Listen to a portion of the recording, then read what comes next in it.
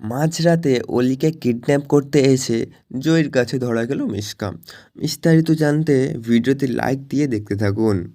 বন্ধুরা, অনুরাগের ছোঁয়াতে আমরা সবাই দেখতে পারবো যে চারু চলে আসে দীপার কাছে ইনভাইট করার জন্য।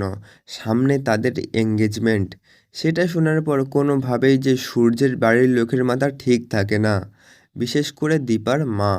যা নয় তা বলে চারুকে অপমান করতে থাকে। চারু তো কান্নায় ভেঙে পড়ে। দীপা বলে, চারু তুমি মন খারাপ করো না মায়ের কথায়, দেখো সবটাই ঠিক হয়ে যাবে। অন্যদিকে মন খারাপ করে সোনা বসে থাকলে চারু সেখানে এসে বলে, বাবা মা বিদেশ থেকে আসতে চাইছে আমাদের এঙ্গেজমেন্ট করানোর জন্য। যা শুনে ভীষণ খুশি হয়ে যায় অলি। অলি বলে, চারু এটা তুমি আমাকে কি শোনালে? এতক্ষণ আমার মনটা ভীষণ খারাপ ছিল, এটা শোনার পর আমার মনটা ভীষণ ভালো হয়ে গেল। দেখি সূর্য কোনোভাবেই যে মন থেকে মানতে পারছে না। চারু বলে, আমি জানি তুমি কিছুতেই মন থেকে মানতে পারছো না, তাই না? এদিকে সূর্য বলে, আমি আমার মেয়ের জন্য সবটাই করতে পারি। সূর্যের কাকাই কাকিমণি চলে আসে। সূর্যদের কাকাইকে দেখেই যে পুরো চমকে যাই। অবাক হয়ে চিৎকার করে তাকে বুকে জড়িয়ে ধরে বলে, কাকাই এত বছর পর দেখা, কেমন আছো তোমরা বলো? হাউমাউ করে কান্নায় ভেঙে পড়ে সূর্য।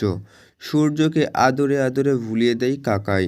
অন্যদিকে কাকিমণিকে দেখে জড়িয়ে ধরে সূর্য।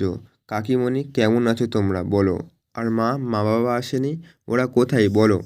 এদিকে কাকাই বলে, আসবে। সূর্য বলে, ওরা আমাকে ক্ষমা করতে পারেনি, তাই না? কাকিমণি বলে, তোর মা সবসময় বলে আমি এত চেষ্টা করার পরও সংসারটাকে ধরে রাখতে পারিনি, আমি ব্যর্থ। সূর্য সবটা শোনার পর নিজেকে সামলাতে পারে না। অন্যদিকে দেখা যায় কাকিমণি বলে, আচ্ছা আমাদের সোনা কথায়? যেটা শুনে চিৎকার করে ওঠে অলি। আমি সোনা না, আমি অলি। বলে, কেন? তোকে আমি কেন অলি বলে ডাকবো? তুই তো আমাদের সোনা। আমাদের সোনা রূপা আছে তো? বলে, না, বাবার শুধু একটাই মেয়ে আমি, সেটা হলাম আমি।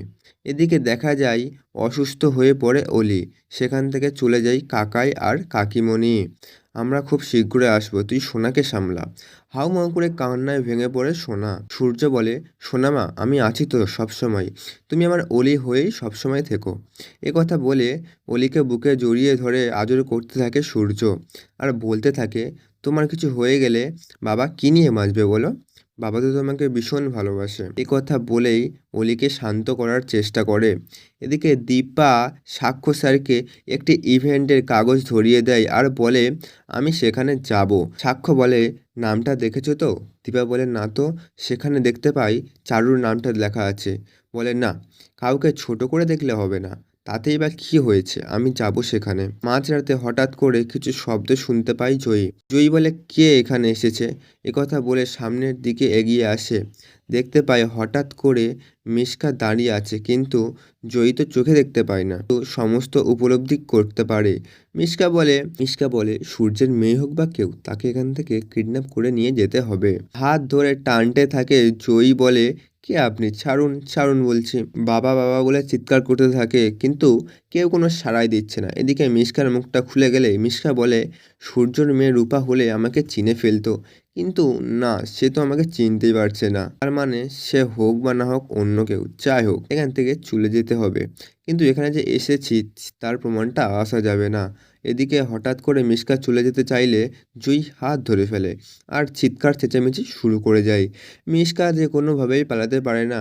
এবার কি হবে বন্ধুরা? শেষ পর্যন্ত কি ধরা খাবে মিশকা? এই পরের পর্বগুলি অত্যন্ত গুরুত্বপূর্ণ অ্যান্ড মজাদার হতে চলেছে, সেই জন্য সাবস্ক্রাইব করে রাখুন পরের পর্বগুলি মিস না করতে, সবার আগে সবার প্রথমে।